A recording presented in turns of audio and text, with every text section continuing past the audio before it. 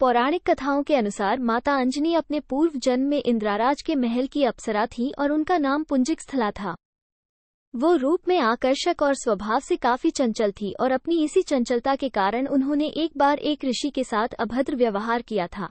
तब ऋषि ने क्रोधित होकर उन्हें श्राप दिया कि तुम अगले जन्म में वानरी का रूप लोगी। इस श्राप को सुनकर अप्सरा दुखी हुई और ऋषि से क्षमा मांगने लगी। फिर ऋषि ने उन्हें क्षमा करते हुए कहा कि तुम्हारा वानर रूप परम तेजस्वी होगा और तुम एक यशस्वी पुत्र को जन्म दोगी। तपस्या में लीन ऋषि से श्राप मिलने के पश्चात एक दिन पुंजिकस्थला से इंद्रदेव ने मनचाहा वरदान मांगने के लिए कहा।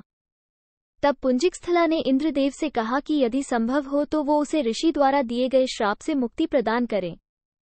इंद्रदेव के पूछे जाने पर पुंजिकस्थला ने बताया कि मुझे प्रतीत हुआ कि वो ऋषि एक वानर हैं और मैंने उन ऋषि पर फल फेंकना शुरू कर दिए, परंतु वो कोई साधारण वानर नहीं अपितु परम तपस्वी साधु थे। मेरे द्वारा तपस्या भंग होने के कारण उन्होंने मुझे श्राप दिया, जब भी मुझे किसी से प्रेम होगा तो मैं वानर का रूप धारण कर लूंगी। मेरा ऐसा रूप होने बाद भी उस व्यक्ति का प्रेम मेरे प्रति कम नहीं होगा। इंद्रदेव ने पूरा वृतांत सुनने के बाद कहा कि तुम्हें धरती पर जाकर निवास करना होगा। वहां तुम्हें एक राजकुमार से प्रेम होगा जो तुम्हारा पति बनेगा। विवाह के पश्चात तुम शिव के अवतार को जन्म दोगी और फिर तुम्हें इस श्राप से मुक्ति मिल जाएगी। इंद्र के वचन सुनकर पुंजिकस्थला अंजनी के रूप में धरती पर निवास करने लगी। उसे वन में एक बार एक युवक दिखा जिसकी ओर वो आकर्षित हुई। जैसे ही उस युवक ने अंजनी को देखा, अंजनी का चेहरा वानर का हो गया। अंजनी ने युवक से अपना चेहरा छुपाया। जब युवक उनके पास आया तो अंजनी ने कहा, मैं बहुत बदसूरत हूँ, परंतु जब अंजनी ने उस युवक की ओर देखा तो वो भी वानर रूप में ही था।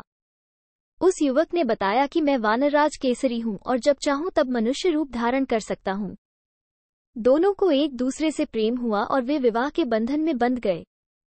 कुछ समय पश्चात जब दोनों संतान सुख से वंचित रहे तब अंजनी मातंग ऋषि के पास पहुंची और अपनी पीड़ा बताई। तब मातंग ऋषि ने उन्हें नारायण पर्वत पर स्थित स्वामी तीरथ जाकर 12 वर्ष तक उपवास करके तप करने के लिए कहा।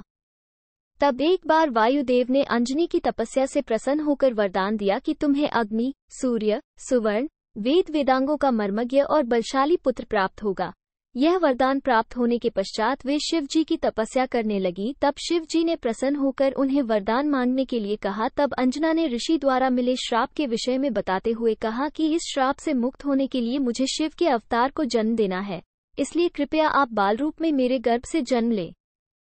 शिव जी ने अंजनी को आशीर्वाद दिया और अंजना के गर्भ से बजरंग बली के रूप में शिव जी ने जन्म लिया। अंजनी पुत्र होने के कारण हनुमान जी को आंजनेय भी कहा जाता है।